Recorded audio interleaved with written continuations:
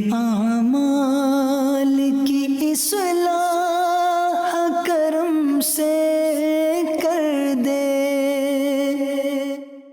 الحمدللہ رب العالمین والصلاة والسلام علی سید المرسلین، اما بعد فاعوذ باللہ من الشیطان الرجیم، بسم اللہ الرحمن الرحیم۔ پڑھیے الصلاۃ والسلام علیک یا رسول اللہ وعلی آلک واصحابک یا حبیب اللہ۔ الصلاۃ والسلام علیک یا نبی اللہ وعلی آلک واصحابک یا نور اللہ۔ درود پاک پڑھنے کے بے شمار فضائل و برکات ہیں، اور اس قدر فضائل ہیں درود کے کہ بعض اوقات جب فضائل درود سنتے ہیں، پڑھتے ہیں تو عقلیں حیران ہو جاتی ہیں۔ ایک بڑا ہی ایمان افروز، یوں سمجھیے کہ حدیث پاک کا جو مضمون ہے وہ بہت خوبصورت ہے، اور اندازہ ہوگا کہ درود پڑھنے میں کتنی دیر لگتی ہے اور اس کا ریوارڈ، اس کا انعام کتنا بڑا ہے۔ القول البدیع میں یہ حدیث پاک موجود ہے۔ مدینہ کے سلطان رحمت عالمیان سرور ذیشان صلی اللہ تعالیٰ علیہ وسلم کا فرمان برکت نشان ہے، اللہ عز و جل کا ایک فرشتہ ہے، اس کا ایک بازو مشرق میں ہے اور دوسرا بازو مغرب میں ہے۔ ذرا غور کیجئے کہ اس کی وڈتھ کتنی ہے۔ آج بڑے بڑے جو ایئر کرافٹ ہوتے ہیں، اس کی ایک بازو سے لے کر دوسرے بازو کی وڈتھ پر ڈسکس ہوتی ہے۔ آج کل کی معلومات کے مطابق سب سے بڑا جو مسافر طیارہ دنیا میں آج کل ہے وہ A380 ہے، اور میں نے اس کی ایک ریسرچ پڑھی تھی کہ اس کی وڈتھ اتنی ہے ایک پر سے دوسرے پر تک کہ جتنی ایک فٹ بال اسٹیڈیم کی وڈتھ ہوتی ہے۔ اتنا بڑا وہ جہاز ہے۔ پاکستان میں اب تک وہ اتر نہیں سکا کیونکہ شاید ہمارے پاس اتنا بڑا رن وے نہیں ہے، مگر آپ سوچئے کہ اللہ کا ایک فرشتہ ایسا ہے جس کا ایک بازو مشرق میں ہے، دوسرا بازو مغرب میں ہے۔ اس فرشتے کا حجم جو ہے، اس کی وڈتھ کا عالم کیا ہوگا، اب سنیے۔ اور آقا علیہ الصلوۃ والسلام فرماتے ہیں، جو شخص محبت کے ساتھ مجھ پر درود بھیجتا ہے تو اللہ تبارک و تعالیٰ، گویا اللہ کے حکم سے، میں حدیث کا مضمون عرض کر رہا ہوں، اللہ کے حکم سے وہ فرشتہ جو ہے وہ پانی میں، نہر رحمت میں غوطہ لگاتا ہے، اور غوطہ لگا کر پانی سے باہر آ کر اپنے پروں کو جھاڑتا ہے۔ آپ نے کبھی یہ منظر دیکھا ہوگا کہ چھوٹی سی چڑیا جو ہے پانی میں اگر گر جائے اور باہر نکل کر اپنے پروں کو پھڑ پھڑائے تو کتنے قطرے گرتے ہوں گے، مگر ایک ایسا فرشتہ کہ جس کا ایک بازو مشرق میں دوسرا مغرب میں، جب وہ پانی سے نکل کر اپنے پروں کو پھڑ پھڑائے، پروں کو ہلائے، جھاڑے تو کتنے قطرے گریں گے، کاؤنٹ کرنا پاسبل نہیں۔ اب سنو ہونا کیا ہے۔ پیارے آقا فرماتے ہیں کہ اللہ تعالیٰ اس کے پروں سے ٹپکنے والے ہر قطرے سے ایک فرشتہ پیدا فرماتا ہے۔ اچھا، وہ فرشتوں نے کرنا کیا ہے؟ آقا علیہ الصلوۃ والسلام فرماتے ہیں وہ فرشتے قیامت تک اس درود پڑھنے والے کے لیے استغفار کرتے رہتے ہیں۔ یعنی درود پڑھنا اتنا سا کام ہے، ذرا مل کر پڑھیں، الصلاۃ والسلام علیک یا رسول اللہ۔ 30 سیکنڈز بھی نہیں لگتے ایک درود پڑھنے میں، مگر انعام کتنے بڑے بڑے ہیں۔ دنیا کا دستور ہے جتنا مشکل کام بندہ کرتا ہے اتنی آمدنی زیادہ ہوتی ہے۔ ایک نارمل میٹرک پاس بندہ جاب کرے، اس کی سیلری تھوڑی ہوگی، گریجویٹ کرے اس کی سیلری زیادہ ہوگی، PhD کر لے سیلری اور بڑھ جائے گی۔ جتنا کوالیفائڈ، جتنی محنت کر کے، جتنا آگے بڑھ کے بندہ کام کرتا ہے اس کو اتنا دنیا میں انعام ملتا ہے۔ میرے رب کی رحمت دیکھو، کام تھوڑا کرتے ہیں رب زیادہ عطا فرماتا ہے۔ گویا اس کی رحمت جو ہے اپنے بندوں پر برسنا چاہتی ہے۔ اے میرے میٹھے اسلامی بھائیوں، میں بھی نیت کروں اور آپ بھی نیت کریں، ہم کم از کم روزانہ 1200 بار درود پاک پڑھیں گے۔ آج جس ٹاپک پر میں نے کچھ مدنی پھول آپ کو پیش کرنے ہیں، بیسیکلی یہ ایک ایسی عبادت ہے، یہ ایک ایسا عمل ہے جو ہمارے لیے بہت ضروری بھی ہے، مگر انفارچونیٹلی، بدقسمتی سے ہماری بہت بڑی اکثریت اس کو شاید عبادت ہی نہیں سمجھتی ہے، اس کو ایک آرڈنری کام سمجھتے ہیں، ضمنی کام سمجھتے ہیں، اور اس میں اتنی توجہ بھی نہیں دیتے۔ اور اگر آج آپ توجہ سے پورا بیان سنیں گے تو آپ ریئلائز کریں گے کہ میں نے جس عبادت کی طرف آپ کی توجہ دلانی ہے وہ صرف نارمل عبادت نہیں، بلکہ حدیث میں اس کو برین آف عبادہ، مخ العبادہ کہا گیا۔ وہ عبادت ایسی ہے جو عبادتوں کا بھی مغز ہے. اب وہ کیا ہے وہ ضرور عرض کروں گا. پہلے بخاری شریف کا ایک واقعہ سنانا چاہتا ہوں اور یہاں ایک تھوڑا سا مسکنسیپشن بھی کلیئر کرنا چاہتا ہوں, غلط فہمی یا وسوسہ, کہ کچھ لوگ یہ کہتے ہیں جناب کہ دعوت اسلامی کے اجتماع میں جاتے ہیں تو بعض اوقات وہاں واقعات بڑے سنائے جاتے ہیں اور قرآن و حدیث کی بات کم ہوتی ہے اور واقعہ بڑا سنایا جاتا ہے. اب میں جو واقعہ سنانے جا رہا ہوں یہ میں نے نہیں سنانا, میرے آقا علیہ الصلوۃ والسلام نے صحابہ کرام کو سنایا تھا. تو یہ شاید غلط فہمی ہے کہ واقعات کا قرآن و حدیث سے تعلق نہیں ہے. پرابلم یہ کہ نہ ہم نے قرآن پڑھا ہے نہ حدیث پڑھی ہے. جنہوں نے قرآن پڑھا ہے ان سے پوچھیں کہ قرآن پاک میں واقعات کتنے ہیں. قرآن پاک بھرا پڑا ہے واقعات سے. سورہ بقرہ کو بقرہ کیوں کہتے ہیں بھائی؟ یہ ایک گائے کا واقعہ ہے. بقرہ کہتی گائے کو ہیں, ٹھیک ہے جناب. سورہ یوسف کو احسن القصص کہا گیا, قرآن پاک کا سب سے بہترین قصہ. شاید آپ میں سے بہت سو کو نہیں معلوم ہوگا کہ قرآن مجید فرقان حمید میں 100 سے زیادہ واقعات موجود ہیں, مگر لوگ پتہ نہیں کیوں اریٹیٹ ہوتے ہیں. اس کا مطلب کیا ہوا؟ اس کے آپ پڑھے لکھے لوگ ہیں, شاید میرے پوائنٹ کو پک کر لیں گے. بخاری شریف کی بڑی بڑی کتابوں میں, حدیث کی جتنی بڑی کتابیں ہیں, نبی پاک نے پچھلی قوموں کے واقعے بیان کیے. قرآن واقعے بیان کر رہا ہے, نبی پاک واقعات بیان کر رہے ہیں. What is the reason behind this? اس کا مطلب یہ ہے کہ انسان کو اللہ نے جس طریقے سے بنایا ہے نا, ہمارا ذہن واقعے کو جلدی قبول کرتا ہے. ہم اسٹوری کے ذریعے بات جلدی سمجھتے ہیں اور آج ماڈرن سائنس اس بات کو پک کرنے میں کامیاب ہوئی ہے. اللہ کا کلام ہمارے پاس 1450 سال سے موجود ہے. آج جائیے اسکول کالجز کے اندر, آج بڑے بڑے پروفیسر اس نتیجے پر پہنچے ہیں کہ جناب بچوں کو اگر کوئی بات سکھانی ہے تو کوئی اسٹوری کے ذریعے سکھانی ہوگی, کسی پوئم کے ذریعے سکھانی ہوگی, کوئی واقعہ بیان کرے تو بات دل میں گھر کر جائے گی. آج ماڈرن سائنس اس بات پر پہنچی ہے. میرا قرآن اور نبی کی حدیثیں ان واقعات سے بھری ہوئی ہیں. تو آج میں وہ واقعہ سنانے جا رہا ہوں جو بخاری شریف میں موجود ہے. اللہ کے حبیب علیہ الصلوۃ والسلام نے صحابہ کرام کو سنایا اور امیزنگ کمال کا واقعہ ہے. اور یہی میرے آج کے ٹاپک کا یوں سمجھیے سینٹرل آئیڈیا ہے. آپ کو اندازہ ہو جائے گا کہ میں کیا بیان کرنا چاہتا ہوں اور اس واقعے سے ہمیں بہت کچھ سیکھنے کو ملے گا. بخاری شریف میں ہے, حضرت عبداللہ ابن عمر رضی اللہ عنہ سے مروی ہے, کہتے ہیں میں نے پیارے آقا علیہ الصلوۃ والسلام کو فرماتے سنا. میں سمری خلاصہ اس حدیث کا عرض کروں گا کہ اگلے زمانے میں 3 شخص کہیں جا رہے تھے. رات کا وقت تھا, سونے کے لیے انہوں نے ایک غار کا انتخاب کیا اور ایک غار میں جا کر وہ آرام کرنے لگے. اس زمانے میں موٹیل اور ہوٹل تو ہوتے نہیں تھے کہ رات ہو گئی تو چلو کسی ہوٹل میں جا کے آرام کر لیں. کوئی غار دیکھا اور وہیں سو گئے پہاڑ کے اندر. ہوا کیا کہ وہ سوئے اور پہاڑ کی ایک چٹان جو ہے وہ اوپر سے گری اور اس پہاڑ کا جو منہ تھا اس پر چٹان آ کر گر گئی. کلوز, دروازہ کلوز ہو گیا. اس زمانے میں موبائل فون نہیں تھا کہ اندر پھنسے ہوئے کسی کو بتاتے کہ ہم اندر پھنس گئے.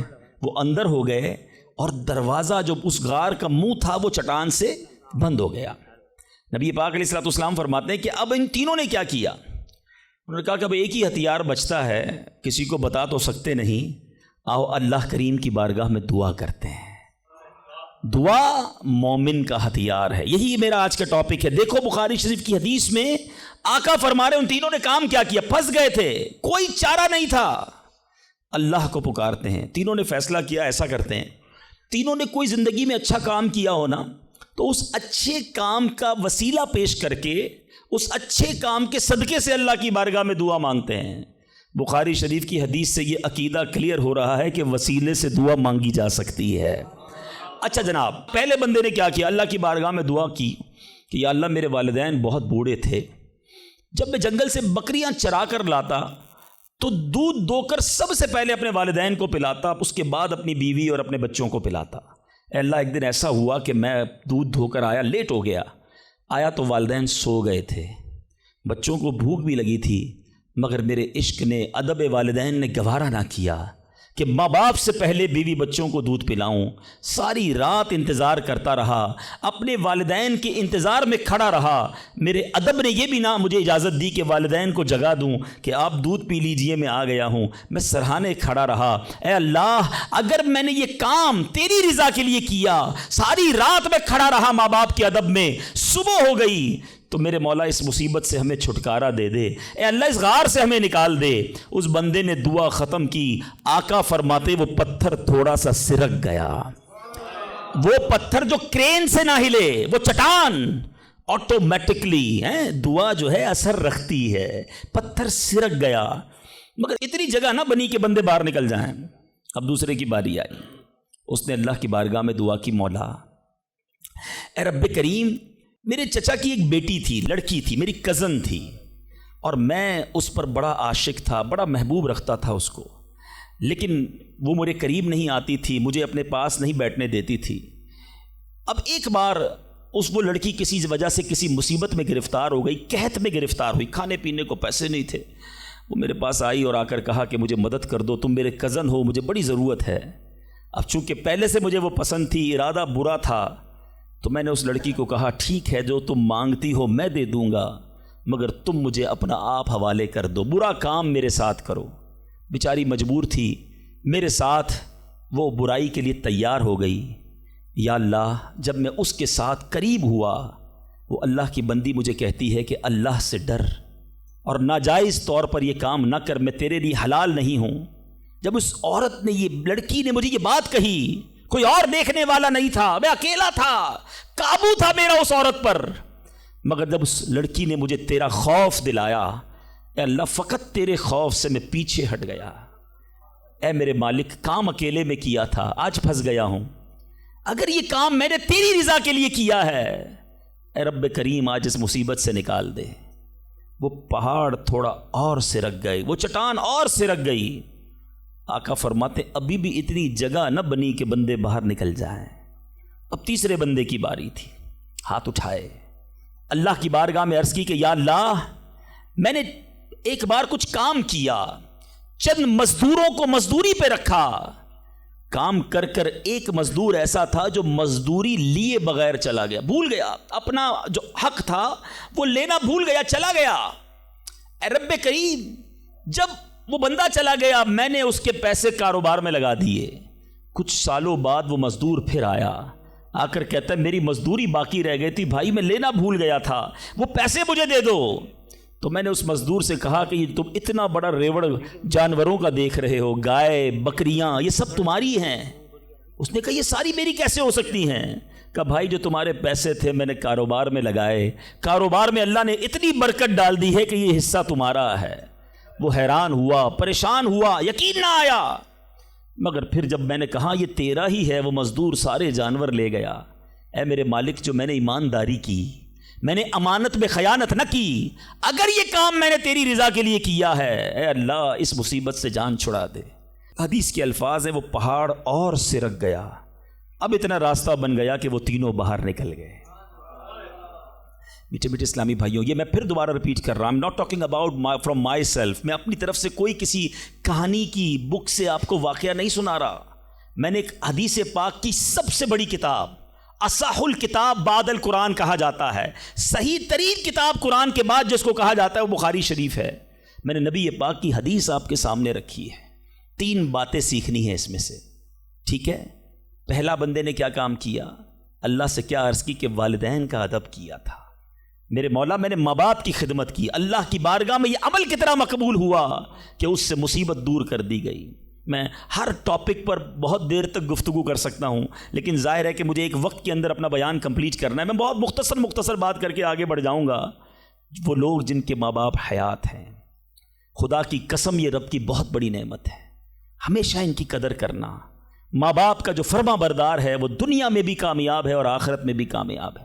ایک حدیث کا مضمون ہے, جس سے ماں باپ راضی اس سے اس کا رب راضی, جس کے ماں باپ اس سے ناراض اس سے اس کا رب ناراض. یاد رکھنا میرے بھائیوں, وہ میرے نوجوانوں جن کے ماں باپ حیات ہیں, ان کی قدر کرو, ان کی دعائیں لو. خدا کی قسم اس کو کامیابی سے کوئی نہیں روک سکتا جس کے ساتھ ماں باپ کی دعائیں ہیں, اور اس شخص کو بربادی سے کوئی نہیں روک سکتا جس کے ماں باپ اس سے ناراض ہیں. دنیا میں اور بہت سارے گناہ ہیں, ہر گناہ کی سزا, اس کا رزلٹ, اس کا عذاب جو ہے وہ بندے کو مرنے کے بعد پتہ چلتا ہے. مگر ماں باپ کی نافرمانی وہ گناہ ہے کہ جس کا عذاب بندے کو دنیا میں دکھایا جاتا ہے.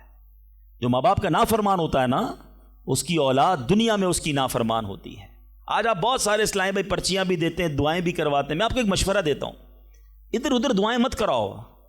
جس کے پاس ماں ہے نا, اپنی ماں کے قدموں میں بیٹھ جاؤ.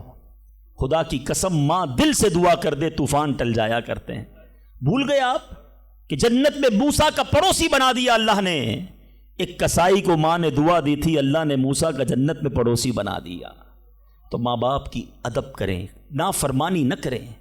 دوسری بات، بڑی اہم بات ہے، بڑے نوجوان بیٹھے ہیں یہاں پر، آج جو بے حیائی کا دور ہے، آج جو بدکاری کا دور ہے، آج جو سوشل میڈیا نے ہماری آنے والی نسلوں کو برباد کر کے رکھا ہے، فلموں نے، ڈراموں نے، ماڈرنزم نے، حیا ختم ہوتی جا رہی ہے۔ اس نوجوان نے کیا کیا تھا؟ اکیلا تھا، اس لڑکی پر قابو تھا، مگر جب خوف خدا طاری ہوا تو وہ موقع چھوڑ کر اللہ کے لیے الگ ہو گیا۔ بتائیے آج ہمارا کیا حال ہے؟ نیک نمازی دکھنے والے بھی اکیلے میں جب ہوں، اللہ نہ کرے گناہ کا موقع مل جائے، کیا اب بندہ بچتا ہے؟ ہم سوچے تو صحیح کہ ہم گناہ کرتے وقت یہ خیال تو رکھتے ہیں کوئی دیکھ نہ لے، دروازہ بند کر دو، لائٹ آف کر دو، کہیں اور چلتے ہیں، یا تو جاننے والے رہتے ہیں۔ ارے جدھر جا رہے ہو ادھر کا رب کوئی اور ہے کیا؟ اللہ ہر حال میں دیکھ رہا ہے۔ کاش یہ جملہ میرے اور آپ کے دل پر نقش کر جائے۔ جب حرام کرنے کو جی چاہے، جب گناہ کرنے کو جی چاہے، جب بے حیائی کرنے کو جی چاہے، اے میرے نوجوانوں، نہ کرو اپنی نوجوانی کو برباد ان بے حیائیوں کے کاموں میں۔ یہ اللہ کو ناراض کرنے والا، جہنم میں جانے والا کام ہے۔ حفاظت کرو اپنی، شیطان کے واروں سے بچاؤ اپنے آپ کو۔ اور اس کی بڑی وجہ یہ سوشل میڈیا ہے، یاد رکھیے گا۔ پہلے نگاہ بہکتی ہے، پھر دل بہکتا ہے، پھر شرمگاہ بہکتی ہے۔ یہ امیر اہل سنت جو ہے نا، جو بانی دعوت اسلامی ہے، فاؤنڈر آف دعوت اسلامی، بیسیکلی یہ نباز ہیں۔ ان کو جتنی دنیا کی جو مزاج شناسی ہے وہ نعرہ کیوں لگاتے ہیں؟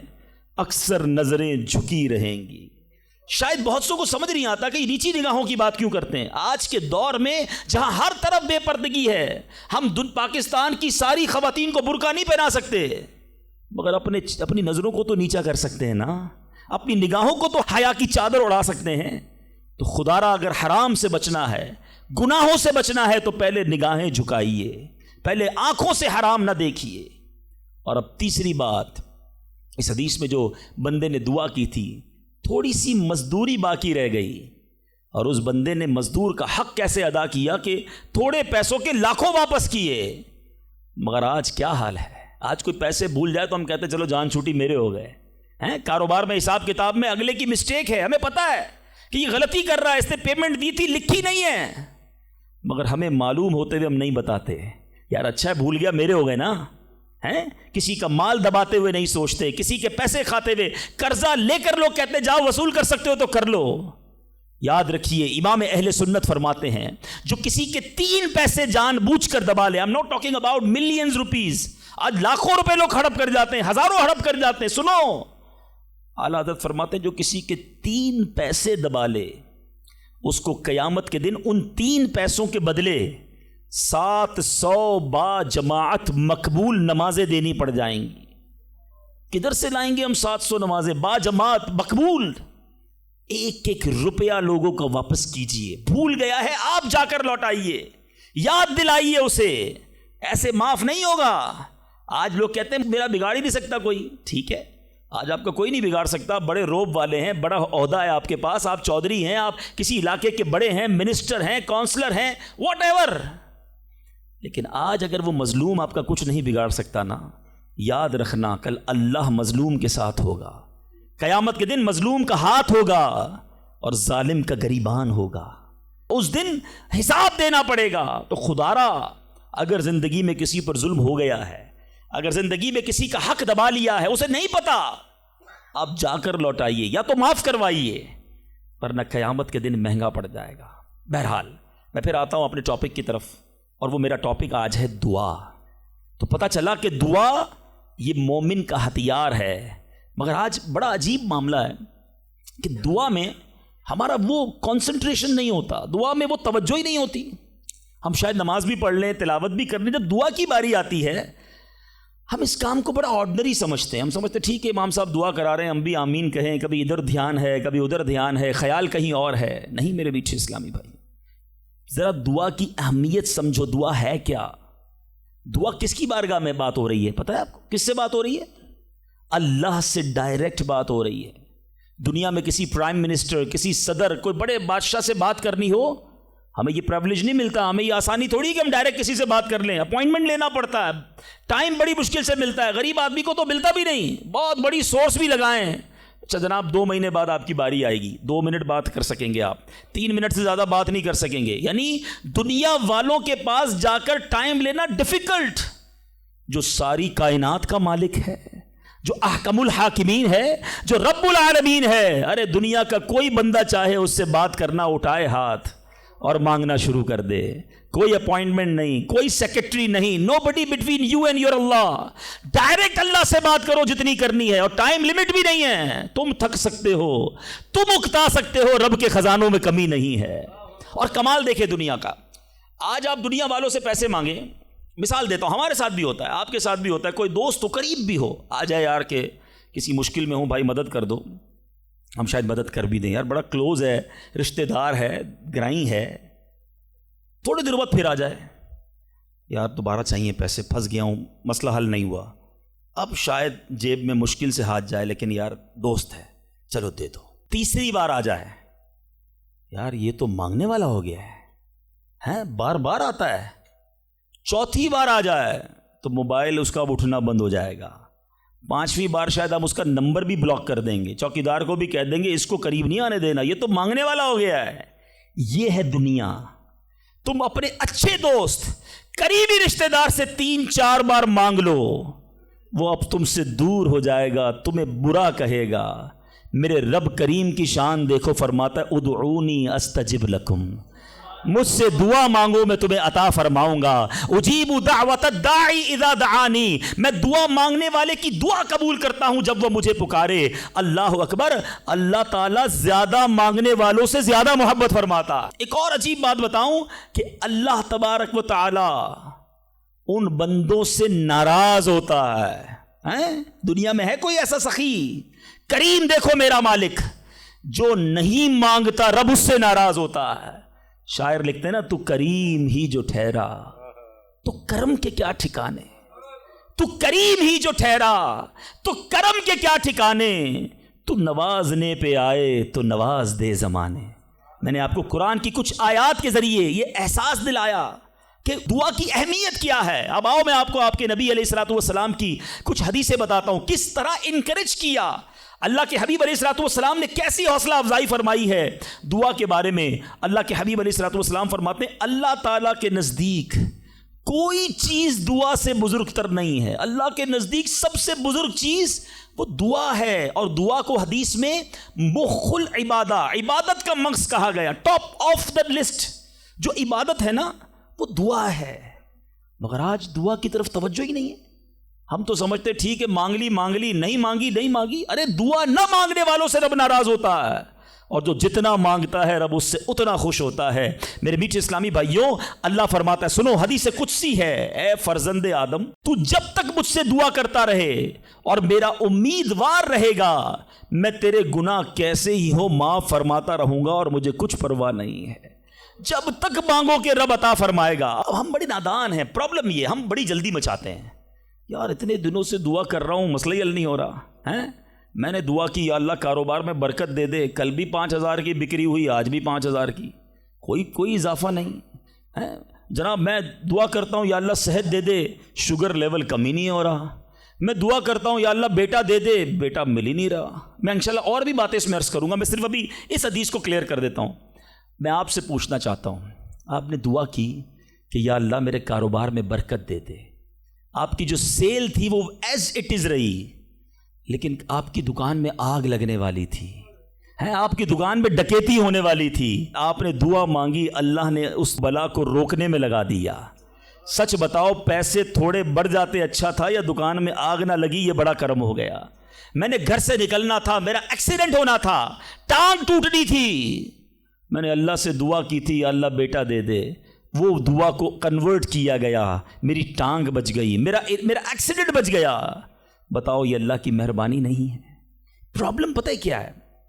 ہمیں دنیا والوں پر سب پر بھروسہ ہے، ہمیں اللہ پر بھروسہ نہیں ہے۔ ہم سمجھتے پتہ نہیں دعا قبول کیوں نہیں ہوتی ہے۔ دعا کے آداب میں لکھا ہے کہ اللہ اس بندے کی دعا قبول نہیں فرماتا جو دعا کی قبولیت میں جلدی مچاتا ہے، جو کہتا ہے جلدی قبول ہو جائے، بس آج ہی قبول ہو جائے۔ اچھا پھر لوگ شکوے بھی بڑے کرتے ہیں، یار میں نے جمعے کے دن بھی دعا کی، مزار پہ جا کے بھی دعا کی، بزرگوں سے بھی دعا کرائی، کسی نے کہا کعبے کو دیکھ کر پہلی دعا کرو وہ قبول ہوگی، کعبے پر بھی چلا گیا، میں مدینے بھی گیا، میری دعا ہی قبول نہیں ہو رہی، میرا پرابلم ہی سولو نہیں ہو رہا۔ اب ذرا 2-3 حدیثیں سناؤں گا، یہ ساری غلط فہمیاں، یہ سارے مسکنسیپشن اگر آپ توجہ سے سنیں گے تو دور ہو جائیں گے۔ اللہ کے حبیب علیہ الصلوۃ والسلام فرماتے ہیں دعا بندے کی 3 باتوں سے خالی نہیں ہوتی، 3 میں سے کوئی ایک بینیفٹ لازمی ملتا ہے۔ آقا فرماتے ہیں یا تو اس دعا کے بدلے گناہ بخش دیا جاتا ہے، یا اس میں جو مانگتا ہے وہ مل جاتا ہے، دنیا میں جو مانگا وہ مل گیا، سیکنڈ یہ آپشن ہے۔ تیسرا فرمایا کہ اللہ اس کے لیے اس دعا کا ثواب جمع کر دیتا ہے۔ حدیث کے الفاظ ہیں جب بندہ قیامت کے دن جا کر اتنی ساری نیکیاں دیکھے گا، پہاڑ جتنی، تو عرض کرے گا مولا یہ کام تو میں نے نہیں کیے، کدھر سے ہوئے؟ ارشاد ہوگا یہ تیری وہ دعائیں ہیں جو دنیا میں قبول نہ ہوئی تھیں، اس کا ثواب ہم نے جمع کر دیا ہے۔ بندہ قیامت کے دن تمنا کرے گا کاش میری دنیا میں کوئی دعائی قبول نہ ہوتی، اتنا اجر، اتنا ثواب۔ تو اس کا مطلب کیا ہوا کہ دعا مانگتے وقت کنجوسی نہ کیا کرو، ایچ اینڈ ایوری ورڈ، ہر لمحہ آپ کا دعا میں عبادت ہے، اور یہ آپ کے نامہ اعمال میں بڑھوتری کا سبب ہے۔ دعا میں یہ نہ سوچا کرو کہ پتہ نہیں کیا ملنا ہے، نہیں ملنا، یقیناً ملنا ہے۔ اب دوسری حدیث سنو اور ایمان تازہ ہوگا۔ اللہ کے حبیب علیہ الصلوۃ والسلام فرماتے ہیں جس کا مضمون ہے کہ جب کوئی فاسق، فاجر، گناہ گار دعا کرتا ہے، بعض اوقات یہ بھی خیال آتا ہے شیطان ہے نا، یار میں 5 ٹائم نماز بھی پڑھتا ہوں، میں روزے بھی رکھتا ہوں، میں درود بھی پڑھتا ہوں، میں زکوٰۃ بھی دیتا ہوں، میرے کام سیدھے ہوتے نہیں ہیں، میری دعائیں قبول ہوتی نہیں، وہ برابر میں میرا پڑوسی ہے، ایک وقت کی نماز پڑھتا نہیں ہے، کام سارے اس کے الٹے ہیں، کاروبار اس کا ترقی کر رہا ہے، گھر اس کے بن رہے ہیں، یہ کیا ماجرا ہے؟ اول تو ہمیں یہ سوچنا نہیں چاہیے کہ میں نیک ہوں، ہر وقت ہمیں یہ سوچنا چاہیے کہ میں سب سے برا ہوں، میری بہت ساری خطائیں، لیکن اس کے باوجود اب جو میں حدیث سنانے جا رہا ہوں یہ بہت سو کی بہت بڑی کنفیوژن کو دور کر دے گی۔ اللہ کے حبیب علیہ الصلوۃ والسلام فرماتے ہیں جس کا مضمون ہے جب کوئی فاسق، فاجر، گناہ گار شخص اللہ کی بارگاہ میں دعا کرتا ہے، اللہ فرشتوں سے فرماتا ہے اس کا کام جلدی کر دو۔ کیوں؟ فرماتا ہے اس کا مانگنا پسند نہیں آ رہا، اس کی آواز اچھی نہیں، جلدی کام کر دو۔ اور فرمایا جب اللہ کا کوئی نیک بندہ، رب کا محبوب جب اللہ کی بارگاہ میں دعا کرتا ہے، اللہ فرشتوں سے فرماتا ہے ابھی اس کو نہ دینا، ابھی اس کا کام نہ کرنا، اس کو اور مانگنے دو، مجھے اس کا مانگنا بڑا پسند آ رہا۔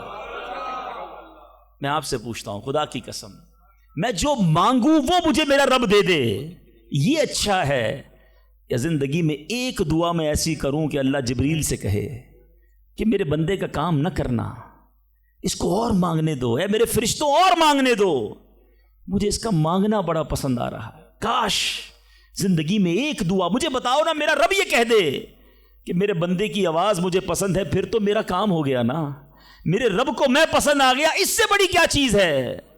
مگر بدقسمتی ہے اس شخص کے لیے جو اللہ کی بارگاہ میں شکوہ کرتا ہے کہ میرا کام نہیں ہو رہا، میری دعا قبول نہیں ہو رہی۔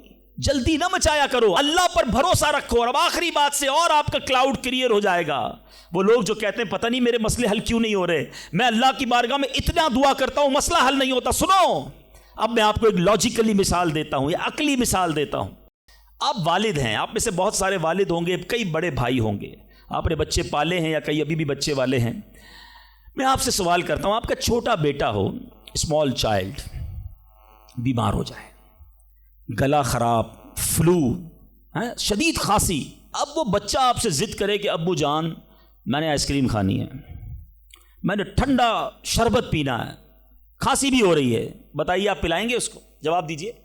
سب منع کر رہے ہیں نہیں پلائیں گے نا۔ اچھا اب وہ بچہ رونا شروع کر دے، آپ کے بالکل سامنے بیٹھے چیخے مار رہا ہے، رو رہا ہے، آپ کا ایک دوست بھی ساتھ بیٹھا ہے، وہ ابھی آیا، دیکھا بچہ رو رہا ہے آئس کریم کے لیے، باپ کہہ رہا نہیں کھلاؤں گا۔ اب دوست کیا کہے گا؟ یار کیسے والد ہو، بچہ رو رہا ہے کھلا دو نا آئس کریم۔ اس کو پتہ نہیں ساری بات، تو آپ اس کو کیا رپلائی دیں گے؟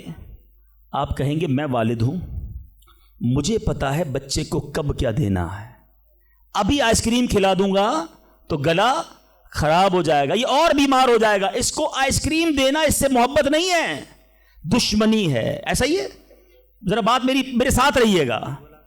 اب بڑی دل پر ہاتھ رکھ کر میری بات سننا.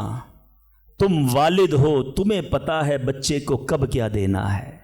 میرے خالق کو نہیں پتا مجھے کب کیا دینا ہے.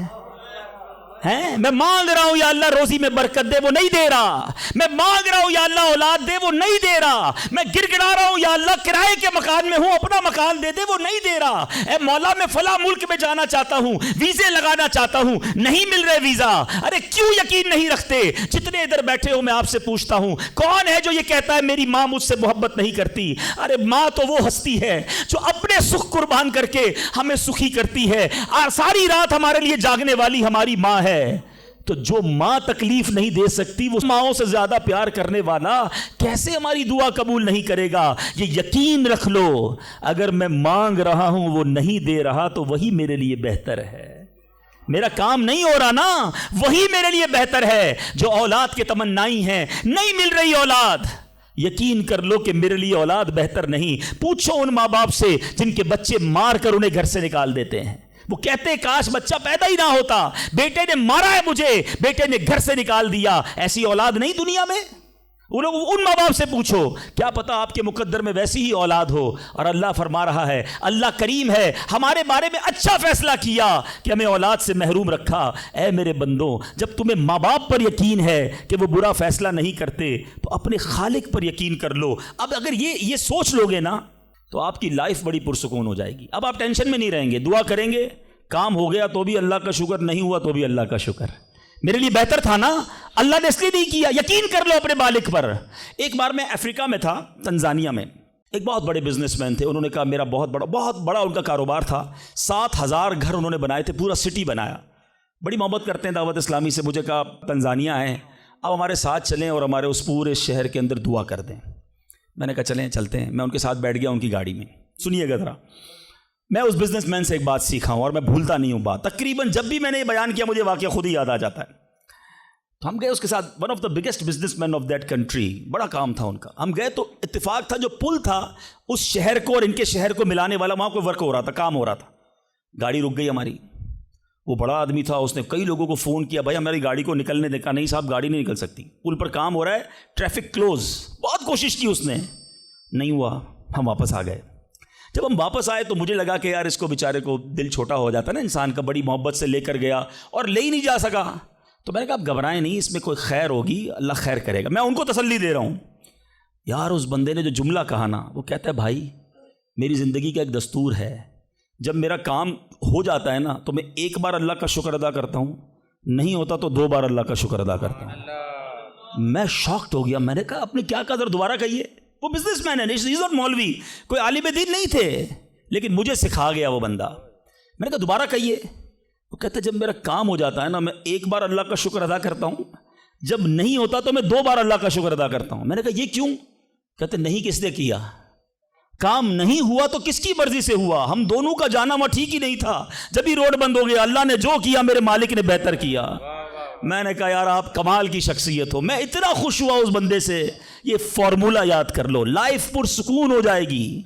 جو مانگو مل جائے یا اللہ تیری مہربانی, جو نہ ملا یا اللہ پھر بھی تیری مہربانی. تو میرے ماں سے زیادہ مجھے چاہنے والا ہے, بہتر تھا جبھی تو نہیں دیا. تو بہرحال میرے میٹھے اسلامی بھائیوں, دعا میں کنجوسی نہیں, دل و جان سے مانگو, ٹھیک ہے. اچھا اب دعا کے کچھ آداب بھی سن لیں. دعا قبول نہ ہونے کا ایک سبب حرام روزی بھی ہے.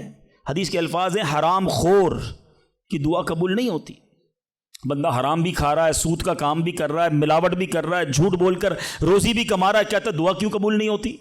ایک بار حضرت موسیٰ علیہ نبینا علیہ الصلوۃ والسلام نے ایک شخص کو دیکھا, بڑا رو رہا تھا, بڑا گر گڑا رہا تھا, یا اللہ میری دعا قبول کر لے, یا اللہ میری دعا قبول کر لے. حضرت موسیٰ نے دیکھا, اللہ سے عرض کی مولا تیرا بندہ کتنا رو رہا ہے, گر گڑا رہا ہے, میرے مالک اس کی دعا قبول کر لے. ارشاد ہوا اے موسیٰ یہ اتنا روئے کہ روتے روتے مر جائے, اتنے ہاتھ اٹھائے کہ اس کے ہاتھ آسمان کو چھو لیں. اے موسیٰ میں نے اس کی دعا قبول نہیں کرنی. عرض کی مولا کیا وجہ ہے؟ ارشاد ہوا اے موسیٰ یہ کھاتا حرام ہے, اس جو لباس پہنا یہ حرام ہے. سوچئے اللہ کے نبی سفارش کر رہے ہیں, اللہ اس کی دعا قبول کر لے. مگر حرام کھانے والے کی دعا قبول نہیں ہوتی. اپنی روزی پاکیزہ کرو. آپ میں سارے چاہتے ہیں نا مستجاب الدعوات بن جائیں. مستجاب الدعوات کے معنی کیا ہے؟ جس کی ساری دعائیں قبول ہوں. سب چاہتے ہو نا. حضرت سعد بن ابی وقاص نے پیارے آقا سے سوال کیا, کیا بیوٹیفل کویسچن کر لیا, ہمارے کام سیدھا ہو گیا. آقا سے عرض کی یا رسول اللہ میں مستجاب الدعوات بننا چاہتا ہوں. I want to be a مستجاب الدعوات. نبی پاک نے کوئی لمبا چوڑا, آپ کو تو پورا سلیبس دیا جاتا ہے نا, پی ایچ ڈی کرنا ہے تو اتنی کتابیں پڑھو, ایم بی بی ایس کرنا ہے تو اتنی کتابیں پڑھو, لیکن مستجاب الدعوات تو کمال ہو گیا نا. اس سے بڑی ڈگری ہے کوئی؟ جو دعا مانگو وہ مل جائے. کوئی بڑا سلیبس نہیں دیا نبی پاک نے. اتنے سال روزے رکھو, اتنی تلاوت کرو, اتنے سجدے کرو, اتنے طواف کرو. سنو, ایک لائن میں میرے آقا نے جواب دے دیا. فرمایا اے سعد, اپنے لقمے پاکیزہ کر لو تو مستجاب الدعوات ہو جاؤ گے. That's it. غذا پاکیزہ ہو, آپ کی دعائیں قبول ہونا شروع ہو جائیں گی. ایک اور بڑی اہم بات جو مسٹیک کر جاتے ہیں وہ کیا ہے کہ ہم دعا کے اندر فوکس نہیں کرتے. یاد رکھیں, اللہ غافل دل کی دعا نہیں سنتا. یاد رکھیے گا. مثال کے طور پہ ہم دعا کرتے وقت آمین, ابھی ادھر دیکھ رہے ہیں, آمین آمین آمین, بات اللہ سے کر رہے ہو اور دھیان کہیں اور ہے. اس کو میں آپ کی اگزامپل دیتا ہوں. آپ میں سے کئی ٹیچرز بیٹھے ہوں گے, پروفیسر بیٹھے ہوں گے, سیٹھ بیٹھے ہوں گے, والد بیٹھے ہوں گے. آپ کا اسٹوڈنٹ آپ کے سامنے بیٹھا ہے, آپ کا بیٹا آپ کے سامنے بیٹھا ہے, آپ کا ماتحت آپ کے سامنے بیٹھا. آپ اس کو بڑا کوئی بات سمجھا رہے ہیں, بیٹا دیکھو یوں کرنا یوں کرنا ہے. وہ کبھی ادھر دیکھے, کبھی ادھر دیکھے, کبھی موبائل نکال لے. کیسا لگے گا آپ کو؟ کمال ہے یار, میں تم سے بات کر رہا ہوں اور تمہارا دھیان کہیں اور ہے. توجہ سے سنو. آپ کو برا لگتا ہے آپ کا بچہ آپ کی بات نہ سنے. تم رب کی بارگاہ میں ہاتھ اٹھا کر دھیان کہیں اور ہے, کدھر سے دعا قبول ہوگی؟ یہ بے ادبی ہے. بارگاہ الہی میں حاضر ہیں تو بس فوکس, پتہ چلے میں کس کے دربار میں ہوں. آنکھیں جھکی ہوں, ادب سے بندہ بیٹھے وضو کر کے, ہیں اس کا خیال مالک کے دربار کی طرف ہو کہ غلام ایک مجرم بادشاہ کے دربار میں ہاتھ اٹھائے بھکاری بن کر حاضر ہوا ہے. پھر دیکھیں کیسے عطا ملتی ہے. ایک اور مسٹیک, دعا قبول نہ ہونے کا ایک سبب, اور وہ ہے یقین. ایک بڑا پرابلم یہ ہے, بندہ کہتا ہے یار چلو مانگ لیتے ہیں, باقی ہوتی نہیں اپنی دعا قبول. ہے روایتوں کا مضمون ہے جو بندہ یہ کہے نا کہ دعا پتہ نہیں قبول ہوگی یا نہیں, اس کی قبول ہی نہیں ہونی ہے, وہ نہ مانگے. یقین چاہیے, وہ بلیف چاہیے, وہ یقین ساتھ ہو تو پھر دعا عرش تک جاتی ہے. ایک واقعہ مجھے یاد آیا. ایک بار ایک گاؤں میں بارش نہیں ہو رہی تھی, بڑا زبردست قحط. گاؤں والوں نے طے کیا چلو مل کر ذرا دعا کرتے ہیں, نماز استسقاء وغیرہ پڑھتے ہیں. گاؤں کے سارے لوگ جمع ہوئے, ہزاروں کا مجمع. کئی سالوں سے اس گاؤں میں بارشیں نہیں ہوئی, پتے پتے کو, بوند بوند کو لوگ ترس رہے. قحط. ایک نوجوان, ایک ینگسٹر آیا, ہاتھ میں اس کی چھتری ہے. سارے گاؤں والے ہنسنے لگے کہ اللہ کے بندے, کئی سالوں سے ایک قطرہ پانی کا نہیں گرا, تم چھتری لے کر آئے ہو. اس نوجوان نے کمال کا جواب دیا کہ جس سے مانگنے آئے ہیں وہی تو برسانے والا ہے. اب اگر اس نے برسا دی تو کیا بھیگتے ہوئے جاؤں گا؟ اب ہوا یہی. کتاب میں لکھا سب نے دعا مانگی, نوجوان کے یقین کی برکت سے دعا کے دوران موسلا دھار بارش شروع ہو گئی. سارا گاؤں بھیگتے ہوئے گیا, نوجوان چھتری کے نیچے چلتا ہوا جا رہا ہے. یقین ہوگا تو کام ہوگا. دعا پر یقین نہیں تو اللہ پر ہی یقین نہیں ہے تو کام کیسے ہوگا؟ یہ تو چند میں نے آداب بیان کر دیے. اب میں دو بڑی اہم باتیں کرنا چاہتا ہوں کہ دعا جو ہے نا ماں باپ کی, وہ بڑی امپورٹنٹ ہے. بعض اوقات ہم سمجھتے ہیں کہ یار کام نہیں ہو سکتا میرا, بڑا ٹپیکل ہے, میں بڑی مشکل میں پھنس گیا ہوں, میرے مسائل بہت ہیں, یہ مسئلہ حل ہو ہی نہیں سکتا, میں اتنے بڑے قرضے میں آ گیا ہوں کہ وہ قرضہ کیسے اترے گا, میں ساری زندگی نوکری کرتا رہا ہوں, قرضہ تو نہیں اترنا, میری یہ بیماری ڈاکٹر کہتے ٹھیک ہی نہیں ہوگی. یہاں آ کر ہمارا کانفیڈنس شیک ہو جاتا ہے, ہم اللہ سے بھروسہ اٹھا لیتے ہیں, ہمیں لگتا ہے نہیں یار یہ پرابلم سالو نہیں ہو سکتا. آج ایک بات سیکھ کر جانا, جو پرابلم آپ کے سامنے بہت بڑا ہے نا وہ آپ کے لیے بڑا ہے. ان اللہ علی کل شیء قدیر, میرا مالک جب چاہے جیسے چاہے حکم فرمائے اور مسئلہ حل ہو سکتا ہے. اب میں آپ کو اس کو لاجیکلی سمجھاتا ہوں. ایک آپ نے دیکھا ہوگا آپ کے گھر میں چونٹیاں چلتی ہیں, بازوں کا چونٹیاں ہوتی ہیں نا, اب چونٹی جا رہی ہے, آپ اس کے سامنے سیب رکھ دیں. اب چونٹی کی طرف رہ کر سوچیں, چونٹی دیکھے گی اتنی بڑی چیز سیب, چونٹی کے لیے وہ سیب پہاڑ ہے, چونٹی ہٹا سکتی ہے اس کو؟ نہیں. وہ کیا کرے گی؟ کھڑی رہے گی یا تو راستہ بدل دے گی, یار اتنی بڑی چیز سامنے آ گئی میں تو کچھ نہیں کر سکتی. वही सेब आप वापस उठा के जेब में रख लें। चूंटी का रास्ता क्लियर? बात समझ रहे मेरी? सेब चूंटी के लिए क्या था? पहाड़। आपके लिए क्या है? सेब। आपने उठाया, वापस जेब में रख लिया, चूंटी के सामने से पहाड़ हट गया। जो प्रॉब्लम मेरे और आपके सामने है ना, मेरे लिए पहाड़ है, आपके लिए पहाड़ है। आपको लगता है सॉल्व ही नहीं हो सकता। इन्नल्लाह अला कुल्लि शैइन कदीर। वो जब चाहे, जैसे चाहे, मिनटों में, मिनट भी ज़्यादा हैं, सेकंडों में प्रॉब्लम सॉल्व करता है। दिल से दुआ मांगो। अब मैं आपको एक वाक़या सुना, एक डॉक्टर का बड़ा ही ज़बरदस्त वाक़या, मैंने किताब में पढ़ा। डॉक्टर अहमद उस शख्स का नाम था। एक कंट्री में वो बड़ा ज़बरदस्त डॉक्टर था और one of the biggest doctor of that country. हुकूमत ने प्लान किया कि उस डॉक्टर को कंट्री का सबसे बड़ा अवार्ड देना है, सबसे बड़ा इनाम। एक सेमिनार मुकर्रर किया गया, उसको एज अ स्पेशल गेस्ट, मेहमान खुसूसी बुलाया गया। कहा दुनिया भर से लोग बुलाएंगे, पाकिस्तान के या उस मुल्क के बड़े लोग आएंगे, आपको गिफ्ट दिया जाएगा, आपको अवार्ड दिया जाएगा। डॉक्टर साहब बड़े खुश कि मेरे एजाज़ में इतनी बड़ी तकरीब। मिसाल देता हूँ, उनकी मंडे को तकरीब थी, संडे को उन्होंने फ़्लाइट बुक कर ली कैपिटल जाने के लिए, दारुल हुकूमत में जाने के लिए। संडे को जब फ़्लाइट टेक ऑफ होती है, बड़े खुश हैं डॉक्टर साहब के लाइफ टाइम एक ऐसा अवार्ड मुझे मिलने वाला है जो पूरी ज़िंदगी में नहीं मिला मुझे। फ़्लाइट टेक ऑफ हुई और जहाज़ जो है वो जैसे ही टेक ऑफ हुआ, थोड़ी देर बाद मौसम ख़राब हो गया। जहाज़ में बड़े हिचकोले आने लगे, बड़ी घबराहट इनको हो गई। ऐसा लगा कि जहाज़ कहीं हादसे का शिकार ना हो जाए। कैप्टन ने ऐलान किया कि जहाज़ में कोई फ़नी ख़राबी है, मौसम भी बड़ा ख़राब है, हमें किसी छोटे से एयरपोर्ट पर जहाज़ उतारना पड़ेगा। उस जहाज़ को एक छोटे एयरपोर्ट पर खैरियत से लैंड करवाया गया। सब लोगों ने सुकून का सांस लिया। डॉक्टर साहब परेशान थे कि मुझे आज किसी सूरत भी कैपिटल दारुल हुकूमत पहुंचना है, कल अवार्ड मेरे लिए है, सारी दुनिया आनी है और मैं नहीं पहुंच सका। डॉक्टर साहब वेट करते रहे कि अब कब उड़ेगा। एयरपोर्ट के अमले ने कहा कि हुजूर आज जहाज़ नहीं उड़ सकता, ये जहाज़ में ऐसी ख़राबी है, हमारा एयरपोर्ट भी बहुत छोटा है, हमारे यहाँ कोई टेक्निकल स्टाफ नहीं है, ये कल हो सकेगा। डॉक्टर साहब कहे मैं मर जाऊँगा, बहुत बड़ा प्रॉब्लम हो जाएगा, मुझे कल बहुत बड़ा अवार्ड मिलना है, मुझे कैपिटल पहुँचना ज़रूरी है। देखें, अगर आपने वाकई वहाँ पहुँचना है ना तो इसका आसान हल ये, आप गाड़ी किराए पे लें, जहाँ जाना है वो 6-7 घंटे की ड्राइव है, आप रात तक पहुँच जाएंगे, आप जहाज़ का इंतज़ार ना करें। डॉक्टर साहब को मशवरा समझ आया, रेंट अ कार ली, गाड़ी ड्राइव करना शुरू की। सारे रास्ते में बारिश, बिजली चमक रही है, अकेला ड्राइवर गाड़ी चला रहा है डॉक्टर साहब। अचानक उसको समझ ही नहीं आई, रास्ता पहली बार था, वो किसी अननोन रास्ते पर चढ़ गया, मोटरवे से उतरकर किसी छोटे रास्ते पे चला गया। चलते चलते चलते बारिश ज़बरदस्त, भूख ज़्यादा लगी। डॉक्टर को एहसास हो गया कि मैं गलत रास्ते पर आ गया हूँ। अब बारिश भी इतनी, भूख से बुरा हाल। देखा एक छोटा सा घर, उसमें बल्ब जल रहा था। उस डॉक्टर ने गाड़ी वहाँ पार्क की, दरवाज़ा नॉक किया। एक बूढ़ी खातून बाहर निकली। कहा बेटा कौन हो? कहा माँ जी रास्ता भूल गया हूँ, बारिश बहुत है। कहा बेटा अंदर आ जाओ। उस खातून ने जो घर में खाना बना था डॉक्टर को पेश किया। डॉक्टर अहमद को भूख बड़ी लगी थी, खाना खा लिया। अब उस बूढ़ी माँ के पीछे डॉक्टर ने देखा एक जवान बेटा बिस्तर पर लेटा है। कहा माँ जी ये कौन है? कहा बेटा मेरा पोता है, शदीद बीमार है, मैं गरीब औरत हूँ, मगर मेरे पोते को जो मेरी ज़िंदगी का सहारा, एक ऐसी बीमारी हो गई है, हमारे गांव में मैंने कई डॉक्टरों को दिखाया है, डॉक्टर कहते हैं कि इसका इलाज पाकिस्तान में एक ही डॉक्टर है जिसका नाम डॉक्टर अहमद है, वही कर सकता है। बेटा हर नमाज के बाद दुआ करती हूँ कि इतने पैसे जमा हो जाएं कि मैं अपने इस माजूर बेटे को डॉक्टर अहमद के पास ले जाऊँ। तुम मुझे मुसाफिर लगते हो, ज़रा तुम भी दुआ कर दो मेरे बेटे का इलाज हो जाए।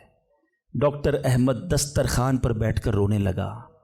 कहता है माँ जी मेरे जहाज़ का ख़राब होना, छोटे एयरपोर्ट पर उतरना, मेरी गाड़ी का रास्ता भूलना और आप ही के दरवाजे पर आकर खड़े होना, ये फ़कत आपकी दुआओं का समरा है। मैं ही डॉक्टर अहमद हूँ, आज आपके घर में आ गया हूँ, मैं आपके बेटे का इलाज करूँगा। ये है दुआ। अल्लाह से दुआ करो तो घबराओ नहीं, अल्लाह से दुआ करो तो यकीन रखो, अगर वाकई दिल से दुआ है तो रब रास्ते बनाएगा, वो गैब से मदद फरमाएगा। मुझे लगता है मेरा मसला बड़ा है, और फिर मैं वही बात करूंगा कि जिसकी माँ जिंदा है, खुदा की कसम माँ की दुआएं ले लो, पूछो उनसे जिनकी माँ चली गई है। आज जिसकी माँ नहीं ना, वो किससे दुआएं करवाए, वो किससे इल्तिजाएं करवाए। सफर पे होते थे तो पीछे कोई था जो मुसल्ला बिछाकर दुआ करता था। हर थोड़े दिनों बाद पैगाम आता था, बेटा किधर पहुंचे, بیٹا طبیعت کیسی ہے؟ ارے ماں سوچو تو صحیح، بیٹے کا کام تھا ماں سے پوچھنا کہ ماں تمہاری طبیعت کیسی ہے، ماں پوچھتی ہے بیٹا تم کیسے ہو؟ ہم نے راتوں کو اٹھ کر ماں کو جگایا، ماں پیٹ میں درد ہے، کبھی ماں نے ہمیں بتایا کہ میرے پیٹ میں درد ہے؟ بیٹا اپنی تکلیفیں سہتی رہی، اپنی تکلیفیں سہتی رہی، مگر ہمیں راحتیں پہنچاتی رہی۔ لے لو دعائیں، یہ دعاؤں کا سائبان ہے۔ نہ کرو ماں کو تنگ، نہ کرو اسے پریشان، جتنی بھی بڑی پریشانی میں ہونا ماں کے قدموں میں بیٹھ جاؤ کہ ماں میرے لیے دعا کر دے۔ تمہاری ماں نے دعا کر دی نا، یہ عرش تک جاتی ہے۔ اور ایک اور بات بتا دوں، کچھ دعائیں وہ ہیں جو ہم کہتے ہیں ماں دعا کر دو، ابو دعا کر دی، یہ الگ بات ہے، وہ کرتے ہیں۔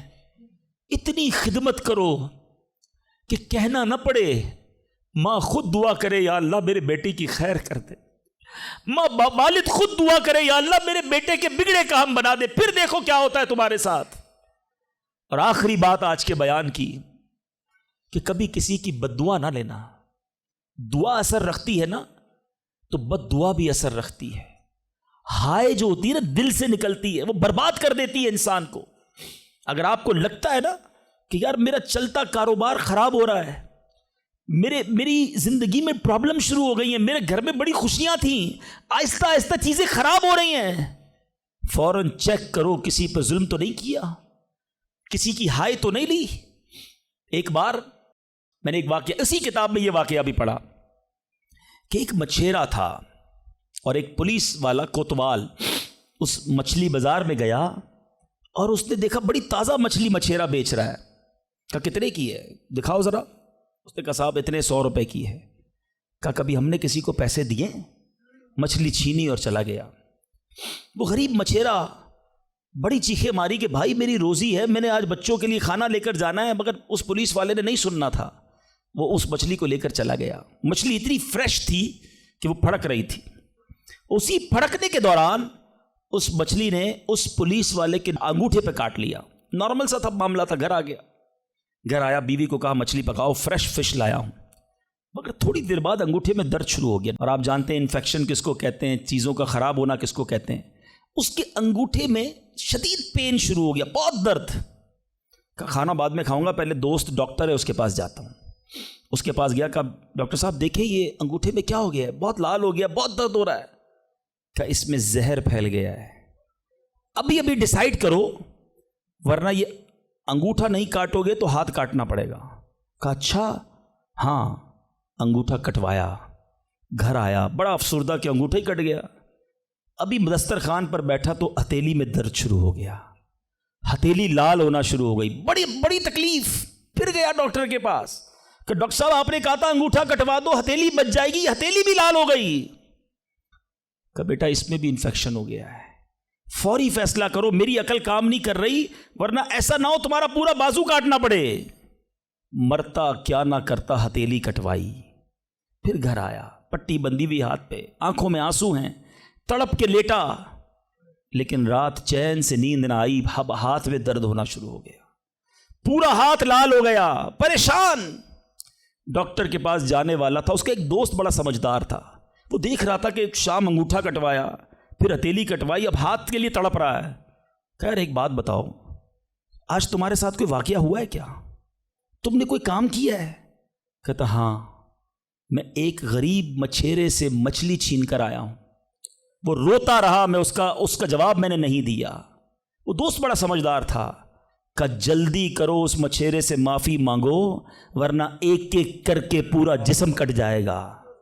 راتوں رات دونوں دوست بھاگے، اس مچھیرے کا گھر ڈھونڈا، آدھی رات کو اس کے گھر پہنچے اور اس پولیس والے نے ہاتھ جوڑ کر کہا کہ دیکھو میرا ہاتھ کٹ گیا ہے، مجھے اللہ کے واسطے معاف کر دو۔ اور مزے کی بات یہ ہے غریب کا دل بہت بڑا ہوتا ہے، ظلم بھی ہوا تھا پھر بھی اس نے کہا جا میں نے تجھے معاف کیا۔ اس دوست بڑا سمجھدار تھا، اس نے مچھیرے کو پکڑ لیا، کہا ایک بات تو بتاؤ، جب یہ تم سے مچھلی چھین کر گیا تم نے کچھ کہا تھا کیا؟